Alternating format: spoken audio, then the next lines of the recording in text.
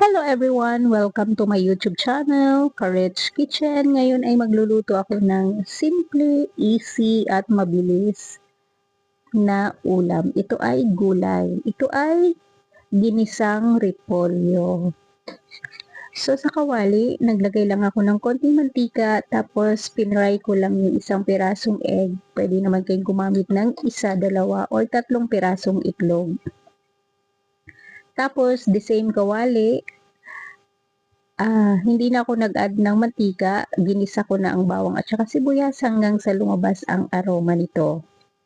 Pagkatapos, ilagay ko na tong ating imitation crab stick. So, naggumawa kasi ako ng baked sushi, tapos mayroon ako natirang crab stick. So, yan ang aking panghalo sa ating repolyo. Pagkatapos nating igisa yung ating imitation crab meat ay nilagay ko na rin yung ating pinry na egg. Pagkatapos, sinunod ko nang ilagay ang ating cabbage o repolyo. Pagkatapos, naglagay lang ako ng konting water para may sabaw konti ang ating gulay. Pagkatapos, nagtimpla na rin ako ng konting oyster sauce, pamintang powder, at saka konting salt. Bahala na kayo kung gusto nyo pa maglagay ng iba pang pampalasa na gusto nyo.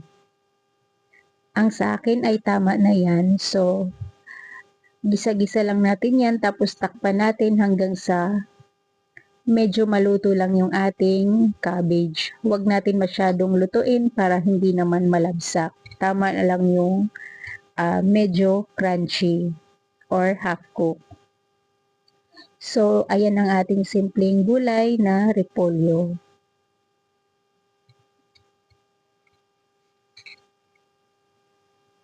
Sobrang sarap na yan, promise. Pwedeng hindi na kayong magkanin, pwedeng puro na lang yung gulay ang kainin ninyo.